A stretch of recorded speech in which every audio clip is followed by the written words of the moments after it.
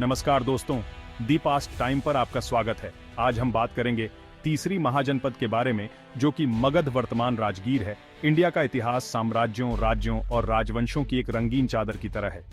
इनमें से मगध साम्राज्य अपने स्थायी प्रभाव के लिए सबसे अलग दिखता है। गंगा के उपजाऊ मैदानों में स्थित ये साम्राज्य प्राचीन भारत में बहुत प्रसिद्ध हुआ। ये एक छोटे से राज्य से एक शक्तिशाली साम्राज्य बना। मगध की कहानी महत्वाकांक्षा, विजय और सांस्कृतिक प्रतिभा की कहानी है। इसने इंडिया के राजनीतिक और आध्यात्मिक परिदृश्य को आकार देने में महत्वपूर्ण भूमिका निभाई। साम्राज्य का प्रभाव इसकी भौगोलिक सीमाओं से कहीं आगे तक फैला हुआ था। ये वीडियो मगध साम्राज्य के दिलचस्प इतिहास के बारे में है। हम इसके उदय, इसके शानदार शासन और इसके अंत के बारे में जानेंगे। इस प्राचीन शक्ति के रहस्यों को उजागर करने के लिए हमारे साथ जुड़ें। हम एक विनम्र शुरुआत से प्राचीन भारत में एक प्रभावशाली शक्ति बनने तक की यात्रा देखेंगे। मगध का उदय महज एक संयोग नहीं था। सत्ता में चढ़ाई करने में इसकी रणनीतिक स्थिति ने महत्वपूर्ण भूमिका निभाई। पूर्वी गंगा के मैदानों में स्थित मगध को भौगोलिक रूप से कई फायदे थे। गंगा और उसकी सहायक नदियों द्वारा पोषित इस क्षेत्र की उपजाऊ मिट्टी ने इसे कृषि का केंद्र बना दिया। संसाधनों की इस प्रचुरता ने साम्राज्य को एक मजबूत आर्थिक आधार प्रदान किया। मगध के स्थान ने इसे महत्वपूर्ण व्यापार मार्गों पर भी नियंत्रण दिया। ये रास्ते गंगा के मैदान को इंडिया के बाकी हिस्सों से जोड़ते थे। व्यापार पर नियंत्रण ने धन लाया और सांस्कृतिक आदान प्रदान को बढ़ावा दिया। इसके अलावा यह क्षेत्र लौह अयस्क से समृद्ध था। इस बहुमूल्य संसाधन ने मगध को एक महत्वपूर्ण सैन्य लाभ दिया। वे अपनी सेनाओं को बेहतर हथियारों और कवचों से लैस करने में सक्षम थे। इस सैन्य कौशल ने अपनी आर्थिक ताकत के साथ मगध को अपने पड़ोसियों पर हावी होने में सक्षम बनाया। हर्यक वंश ने मगध की महानता की यात्रा की शुरुआत की। किंवदंती और इतिहास में डूबा यह वंश साम्राज्य के भविष्य के प्रभुत्व की नींव रखी। मगध के सबसे पहले झांत राजाओं में से एक बिंबिसार था। मैं एक चतुर शासक और एक कुशल रणनीतिकार था। मैंने विजय और कूटनीति दोनों के माध्यम से मगध के क्षेत्र का विस्तार किया। मैंने गठबंधन बनाए और अपने दुश्मनों को अपने अधीन कर लिया। उनका बेटा अजातशत्रु उतना ही महत्वाकांक्षी शासक था। उन्हें अपने पिता का राज्य और सत्ता की प्यास विरासत में मिली। अजातशत्रु अपने सैन्य नवाचारों, विशेष रूप से युद्ध में रथों के उपयोग के लिए जाने जाते हैं। उन्होंने मगध के क्षेत्र का और विस्तार किया। उत्तरी भारत में एक प्रमुख शक्ति के रूप में अपनी स्थिति मजबूत की। हर्यक वंश, हालांकि बाद के राजवंशों की तरह प्रसिद्ध नहीं था, ने महत्वपूर्ण भूमिका निभाई। उन्होंने एक मजबूत नींव स्थापित की। उनके शासनकाल में मगध की शक्ति का समेकन हुआ। इसने साम्राज्य के स्वर्ण युग का मार्ग प्रशस्त किया। हर्यक वंश के बाद शिशुनाग वंश मगध की गद्दी पर बैठा। इस वंश ने अपने पूर्ववर्तियों की विस्तारवादी नीतियों को जारी रखा। उन्होंने उत्तरी भारत में मगध की स्थिति को और मजबूत किया। शिशुनाग राजा अपने प्रशासनिक सुधारों के लिए जाने जाते थे। उन्होंने केंद्र सरकार को मजबूत किया और साम्राज्य के बुनियादी ढांचे में सुधार किया। इन सुधारों ने राज्य में स्थिरता और समृद्धि लाई। इस वंश के एक उल्लेखनीय शासक स्वयं राजा शिशुनाग थे।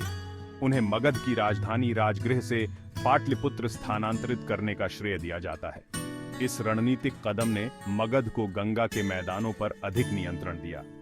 शिशुनाग वंश ने मगध में जैन धर्म और बौद्ध धर्म के बढ़ते प्रभाव को भी देखा।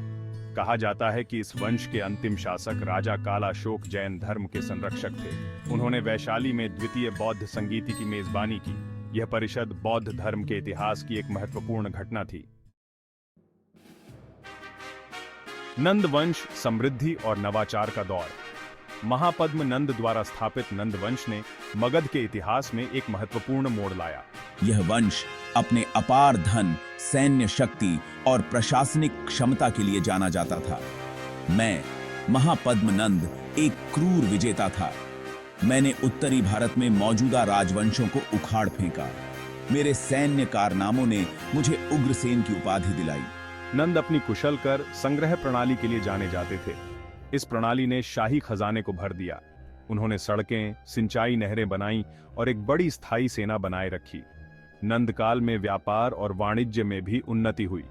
मगध आर्थिक गतिविधियों का केंद्र बन गया। हालांकि नंदों को अक्सर अत्याचारी शासकों के रूप में चित्रित किया जाता है। मौर्य साम्राज्य शक्ति का शिखर।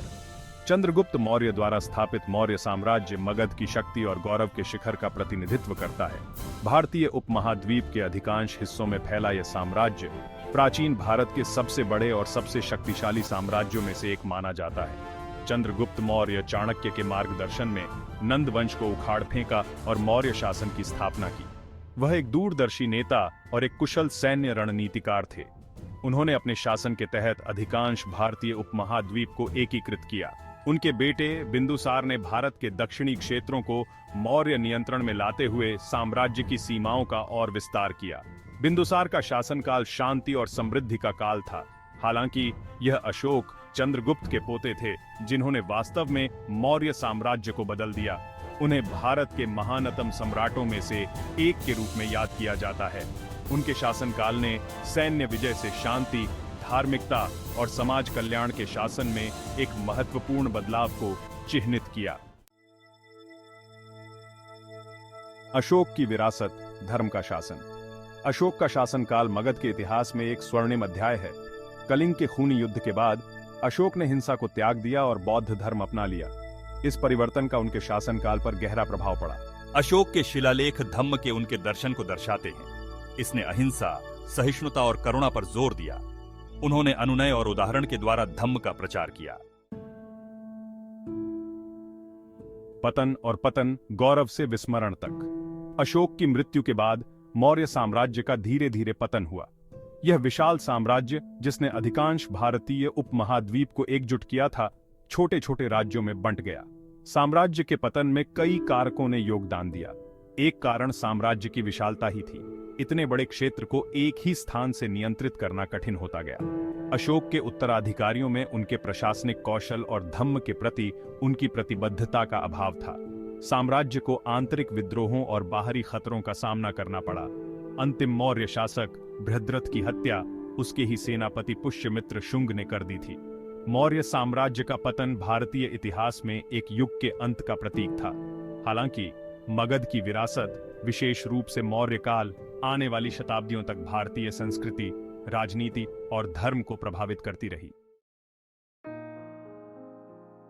सांस्कृतिक और धार्मिक विरासत, आस्थाओं की एक झांकी। मगध केवल राजनीतिक शक्ति का केंद्र नहीं था, यह संस्कृतियों और धर्मों का संगम स्थल भी था। इस क्षेत्र ने दो प्रमुख विश्व धर्मों, बौद्ध धर्म और जैन धर्म के विकास में महत्वपूर्ण भूमिका निभाई। बौद्ध धर्म और जैन धर्म के संस्थापक क्रमशः बुद्ध और महावीर ने मगध में काफी समय बिताया। उन्होंने अपनी शिक्षाओं का प्रचार किया और जीवन के सभी क्षेत्रों के अनुयायियों को प्राप्त किया। मगध बौद्ध और जैन विद्वता का केंद्र बन गया। मठ और विश्वविद्यालय फले फूले, दूर दूर से विद्वानों को आकर्षित किया। नालंदा के खंडहर, एक प्रसिद्ध प्राचीन विश्वविद्यालय, मगध के बौद्धिक कौशल के प्रमाण के रूप में खड़े हैं। मगध की सांस्कृतिक और धार्मिक विरासत का प्रभाव उसकी सीमाओं से कहीं आगे तक फैला हुआ था। इसकी कला, वास्तुकला और साहित्य ने भारतीय सभ्यता पर एक अमिट छाप छोड़ी। मगध आज एक गौरवशाली अतीत की गूंज। आज वह क्षेत्र जो कभी शक्तिशाली मगध साम्राज्य था, भारतीय राज्यों बिहार और झारखंड में विभाजित है। हालांकि साम्राज्य बहुत पहले चला गया होगा, लेकिन इसकी विरासत कई ऐतिहासिक स्थलों और सांस्कृतिक खजाने में जीवित है जो परिदृश्य को दर्शाते हैं। राजगीर, पाटलिपुत्र, आधुनिक पटना और वैशाली के प्राचीन शहर मगध के गौरवशाली अतीत की याद दिलाते हैं। ये शहर प्राचीन खंडहरों, स्तूपों और मठों का घर है जो दुनिया भर से पर्यटकों को आकर्षित करते हैं। बिहार राज्य को अक्सर बौद्ध धर्म का पालना कहा जाता है। यह बोधगया का घर है, वह स्थान जहां बुद्ध को ज्ञान प्राप्त हुआ था। बोधगया में महाबोधि मंदिर बौद्ध धर्म के सबसे पवित्र स्थलों में से एक है। मगध की विरासत केवल इसके प्राचीन खंडहरों तक ही सीमित नहीं है। ये क्षेत्र सीखने और संस्कृति का केंद्र बना हुआ है। बिहार और झारखंड के लोग अपने समृद्ध इतिहास और सांस्कृतिक परंपराओं पर गर्व करते हैं। निष्कर्ष, मगध की स्थायी विरासत। मगध की कहानी साम्राज्यों के उत्थान और पतन का प्रमाण है। यह महत्वाकांक्षा, विजय, सांस्कृतिक प्रतिभा और अंतिम पतन की कहानी है। गंगा के मैदानों में एक छोटे से राज्य के रूप में अपनी विनम्र शुरुआत से मगध प्राचीन भारत के सबसे शक्तिशाली साम्राज्यों में से एक बन गया। साम्राज्य का प्रभाव उसकी भौगोलिक सीमाओं से कहीं आगे तक फैला हुआ था। मगध की विरासत इसके असंख्य पुरातात्विक स्थलों और भारतीय सभ्यता पर इसके स्थायी प्रभाव में अंकित है। मगध की कहानी शक्ति की नश्वरता और मानव प्रयास की स्थायी विरासत की याद दिलाती है। ये स्थल एक गौरवशाली अतीत की कहानियों को सौंपते हैं, जो हमें मगध की विरासत से जुड़ने के लिए आमंत्रित करते हैं। अगर आपको यह वीडियो पसंद आया हो तो प्लीज लाइक और सब्सक्राइब करें। हाँ, बेल आइकन दबाना ना भूलें, जिससे हमारी अगली वीडियो आप तक सबसे पहले पहुंचे। आपका बहुत बहुत धन्यवाद वीडियो देखने के लिए।